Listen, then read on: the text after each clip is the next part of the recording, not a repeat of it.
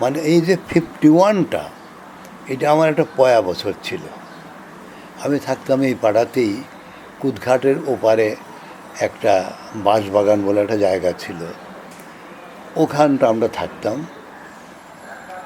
ওখানেই ছিলেন একজন মিউজিশিয়ান বড়, পবিত্র চট্টোপাধ্যায়।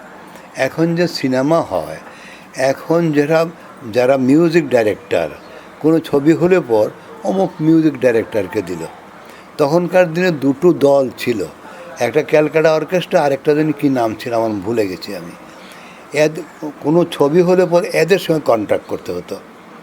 তখন এই একটা সংস্থার মিউজিশিয়ান ছিলেন পবিত্র চট্টোপাধ্যায়। তো উনি আমাদের পাশাপাশি থাকতেন। বলে, অমর, আমার একটা ছবি আছে, এই ছবিতে তোমার একটা গান গাইতে হবে। কী গান? একটা গাজনের গান আছে। কী ছবি? তারকেশ্বর। এই বাবা তারকনাথ নয়, সেটা 51-এর শুধু তারকেশ্বর। সেখানে গানটা ছিল চরকের শিবের জটা আসমান উড়িল রে। তারপরেই ফার্স্ট হলো রেকর্ড, সেলুলা কোম্পানি, সেকেন্ড হলো রেডিওতে, থার্ড হলো এই ছবিতে প্লেব্যাক করার সুযোগ পেল। এই 51টার জন্য বলে আমার একটা পয়া বছর ছিল। তারপর দীর্ঘদিন এদিক ওদিক ফাংশন টুংশন টুকটাক করছি, এই টুকটাক। তা আমাকে চেনে কে? তারপরে ওই বাড়িতে গিয়ে টিউশন করতাম গানের, মানে চলবে কী করে। যিনি আমাকে নিয়ে এসেছিলেন, ওনারও 5 সন্তানের বাবা। ওনারা এখানে এসে কবিরাজি করার মতন সেরকম কিছু পাননি। তাই আমি সব ভেবে ওনার কাছ থেকে চলে আসলাম। ওনার কেন কষ্ট দেবো ওনাকে? উনি আমার জন্য জীবনে যা করেছেন, বাবাও তা করেন না। যাই হোক, এই করে করে আমার জীবন আস্তে আস্তে এই লোকসঙ্গীতকে ভালোবাসলাম। শুধু নয়, লোকসঙ্গীত সত্যিকারের ভালোবাসা এখনও বুঝি। লোকসঙ্গীত ছাড়া আর কিচ্ছু না, লোকসঙ্গীত জীবনের কথা। আমি কেন ভালোবাসলাম লোকসঙ্গীত? মানে এই গ্রামগঞ্জ মানুষও তো বলে পৃথিবীতে 3 ভাগ জল, 1 ভাগ স্থল। এখন 1 ভাগ স্থল আছে কি না জানি না। আমার জীবনেই যখন ক্ষুদিরাম মারা গেলেন, তারপরে একবার বিদায় দেমা এসে ঘুরে আসি। সেই সময় বলা হতো 33 কোটি মানুষ। সেই আমাদের 33 কোটি মানুষের যে তখন অবিভক্ত ভারতবর্ষ, কাশ্মীর বলো, পাকিস্তান বলো, বাংলাদেশ বলো, তখন একটাই ছিল ভারত। সে ভারতবর্ষে ছিল 33 কোটি মানুষ। আর এখনে বাংলাদেশ এবং পাকিস্তান ছাড়াই এখন ভারতে 120 কোটি উপর মানুষ। তো কারণই আমি এই যে এত মানুষ আমরা জায়গা দিতে পারি না এখন এইসব যেখানে বসে আছো, এটা একটা গ্রামের মতো ছিল। আমি যখন এখানে এসেছি 48-এ, এটা এখানে গ্রাম গ্রাম ভাব, শিয়াল ডাকতো এখানে। কারণই এই গান, গ্রামের গান, এই গ্রামটা আমার ভালো লাগতো। আমি একটা বাড়ি করেছি রাজপুরে, সেটা দেখলে আরও ভালো লাগতো আমার। ওখানে একটা বাড়িও করেছি আমি, একদম গ্রামের মানুষ তো জানো। আমার শহর একটা ইট পাথরের শহর, আমার গানও একটা ছিল ইট পাথরের শহর। কিন্তু মানুষ এখনও গ্রামে গেলে মনটা উদাস হয়ে যায়। বিশেষ করে আমিও ওই সমুদ্র থেকে পাহাড়কে আমার ভীষণ ভালো লাগে, যেখানে জঙ্গল, যেখানে গ্রাম, মেঠু রাস্তা। আমার বাড়ির পাশ দিয়ে রায় জাগো করে গানটা গেয়ে যেতেন বৈষ্ণবী। এইগুলো আমার চোখের সামনে ভাসে। কারণ এইটা লোকসঙ্গীতটা মানুষের জীবনের কাজে কর্মে, তার জন্য বলে আমরা লোকসঙ্গীতটা হচ্ছে কর্মসঙ্গীত। তখন ওই যে ঢেকির চাল, ঢেকিতে আগে চাল তৈরি হতো, এই কলে ছাড়া চাল ছিল না তখন। এই ধান কাটা, ধান বুনা, পাট গাছ বুনা, আর পাট গাছ কাটা, মানে এসব গ্রামের মেঠো রাস্তায় আমরা এক গ্রাম থেকে আরেক গ্রামে হেঁটে হেঁটে যেতাম। আর যদি কারো সামর্থ্য থাকতো, পয়সা দিয়ে যেখানে নৌকো দিয়ে যাওয়া যায়, সে নৌকো করে যেত, নৌকোর মাঝিরা গান গাইতো। গ্রামের মেঠো রাস্তা দিয়ে আরে মুসলমানে বলে আল্লাহ, হিন্দু বলে হরি, দয়ানি করিবা আল্লাহ, দয়ানি করিবা। এসব গান রাস্তার মেঠো রাস্তা দিয়ে মানুষ গাইতে গাইতে যেত। এর যে গ্রামের যে সৌন্দর্য এখন তো তোমরা কেউ দেখতেও পাও না, দেখার কথাও নয়। এখন বিজ্ঞান উন্নত, মানুষের চলাফেরা, খাওয়া দাওয়া, বসন ভূষণ সবই চেঞ্জ হয়ে গেছে। ওই দিন দেখলাম এক বাউল টিভিতে গান গাইছেন, টিভিতে, ওই সব ওয়েস্টার্ন মিউজিশিয়ান নিয়ে। এগুলো আমরা চিন্তাই করি না। আমার জীবনে কোনো দিন তবলা, দোতারা, বাঁশি, পারকাশন এই নিয়ে আমি নয়, শুধু শচীন দেব বর্মন, এই আব্বাস উদ্দিন সাহেব, গিরিন চক্রবর্তী, তৎকালীন যেসব শিল্পীরা লোক পল্লীগীতি গাইতেন তাদের এই যন্ত্র ছিল। আমাদের যন্ত্র লোকসঙ্গীতের কি একতারা, দুতারা, বাঁশি, ঢোল। তো ঢোলটা এখানে না পাওয়া যায় না বলে আমরা তবলা দিয়ে কাজ করি। কিন্তু এই যন্ত্রগুলি তো হারিয়ে গেছে। আর এখন এরা সব পশ্চিমের মানে হাওয়া ওদের গায়ে লেগেছে। কিন্তু আমাদের যে সম্পদ পল্লীগীতি, তুমি যা সব প্রশ্ন করতে, আমি এগুলি নিজেই বলছি, আমি এগুলো তুমি প্রশ্ন করতে আরও করবে জানি আমি। আমাদের ভারতে বিশেষ করে বাংলায় পল্লী সঙ্গীতের, লোকসঙ্গীতের যে বৈচিত্র্য আছে সেটা পৃথিবীর আর কোথাও নেই, ভারতবর্ষের তো নেই। ভারতের আমি এক কাশ্মীর বাদে বোধহয় সব জায়গাতেই মোটামুটি আমি একটু একটু গেছি আমি, মানে এত বৈচিত্র্য আর নেই।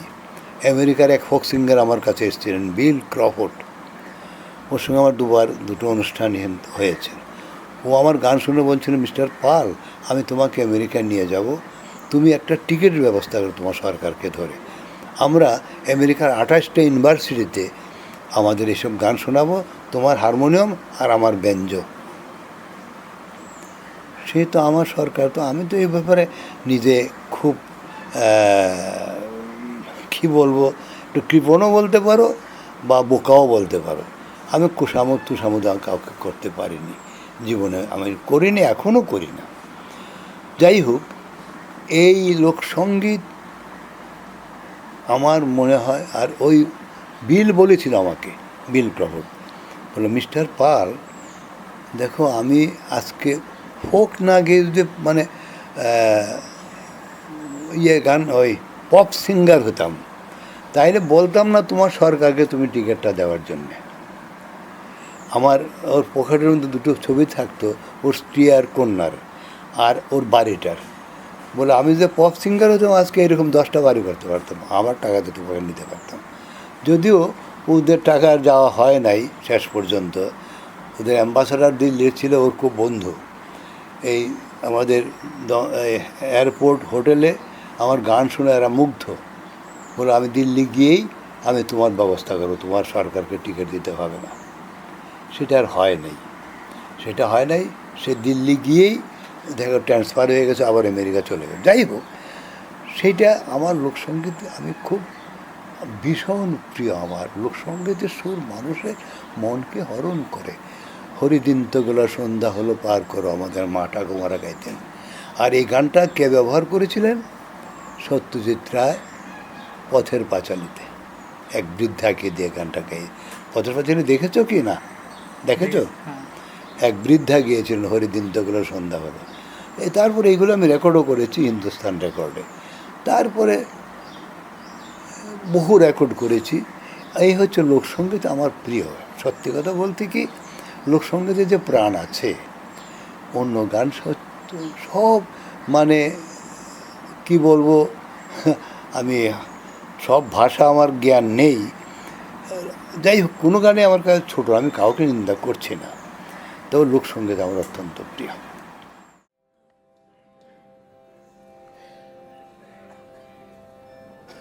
মাঝে মাইয়া যাও রে বকুল দরিয়ার মাঝে, আমার ভাঙা নাম মাঝে মাইয়া যাও রে, মাঝে মাইয়া যাও রে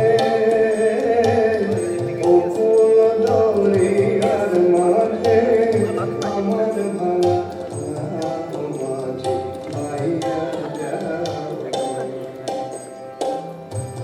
ও মাঝিরে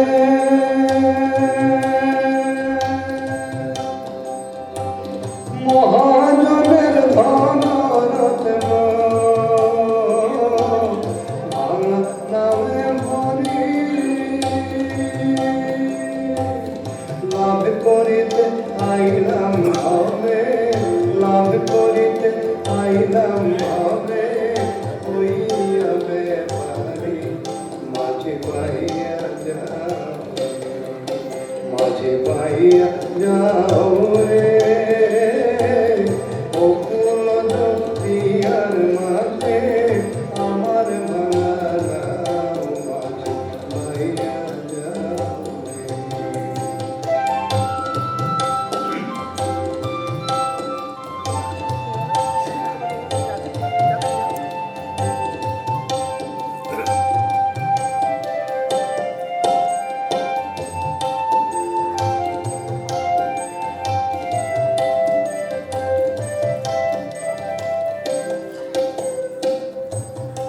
মাঝিরে দুষ্টু ভারী ছয়টারে কথার বাধ্য নাই গোলমাল করিয়া চাহে ডুবাইতে সবাই চাহে ডুবাইতে সবাই ও মাঝিরে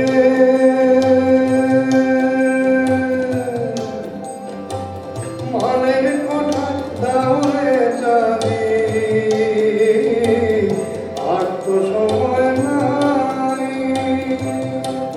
নইলে লাভে মোলে হারাইবে লাভে মোলে হারাইবে জীবনের কামাই মাঝে পাইয়া যাও মাঝে পাইয়া যাও রে